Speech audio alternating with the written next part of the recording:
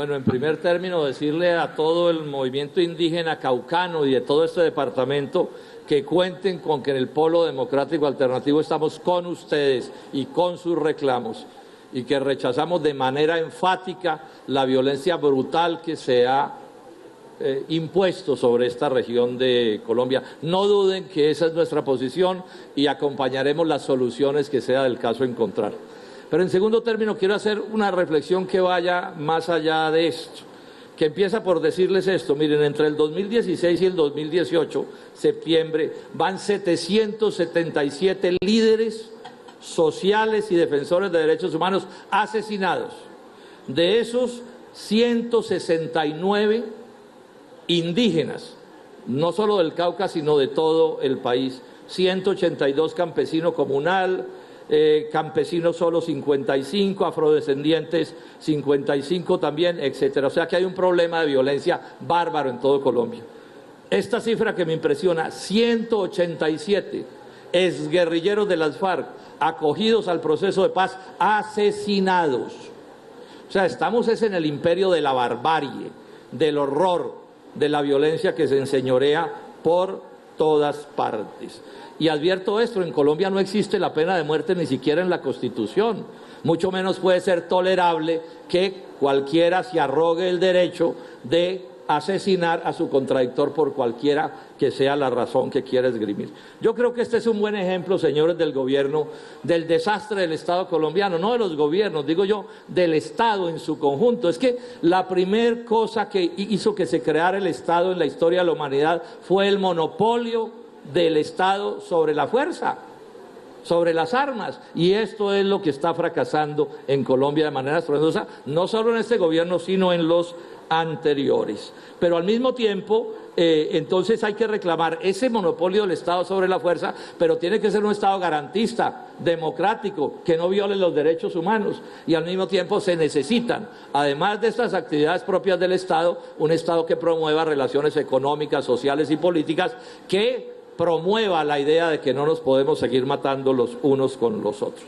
¿Qué hacer gente como nosotros que no está armada, que no promueve la violencia? ¿Qué cosas podemos hacer? Y entonces voy a terminar haciendo una propuesta particularmente para el Senado. En Colombia tenemos una mala tradición en esto. Aquí tenemos más de 100 años de estarse matando los unos con los otros por distintas razones, la violencia liberal conservadora, las guerrillas paramilitares. Ahora hay una violencia común que se enseñorea, toda la del narcotráfico, y en general lo que sucede es que siempre alguien se inventa la teoría que pide que lo exceptúen de tener que reconocer el monopolio sobre la fuerza. Eso no puede seguir sucediendo. Si hay una cosa que yo valoro del proceso de paz, es que no solo se silenció un número enorme de fusiles, sino que ganó posición la teoría de que el Estado tiene que tener el monopolio sobre la fuerza y que en eso nos tenemos que poner de acuerdo todos para respetar ese monopolio. ¿Qué más podemos hacer? Esta reflexión, y voy a terminar. Las armas no se disparan solas, a las armas las disparan las ideas. Son las ideas las que mueven el dedo que jala el gatillo de la violencia. Entonces aquí el problema del debate es un problema crucial si queremos avanzar en encontrar la violencia. Y en este sentido, si algo debemos desterrar, particularmente se lo digo a los congresistas, es el lenguaje de la violencia para el debate. Lo que pasó hace unos cuantos días en el Senado de la República no puede seguirse repitiendo, ya está bien. Contra su contradictor. Y ojo, ese discurso violento se convierte en muertos en las regiones de Colombia.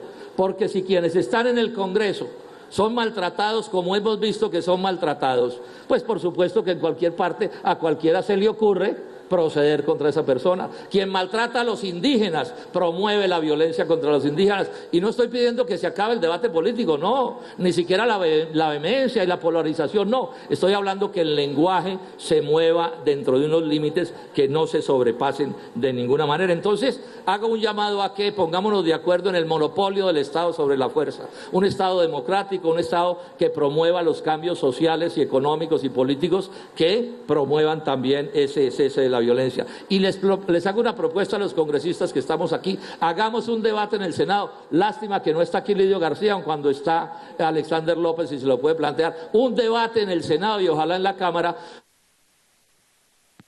30 segundos para el senador Robledo, por favor. Si es cierto, sí o no, que la violencia también tiene que ver con el lenguaje, porque hay quienes dicen que no tienen que ver. Y por último, esto a los señores del gobierno: el paro que vamos a realizar no es un acto de guerra contra el Estado colombiano, no es un acto que niegue el monopolio del Estado sobre la fuerza, pero sí también le reclamamos a ese Estado que nos dé las garantías que sean del caso para que esa propuesta civil pueda hacerse. Muchas gracias.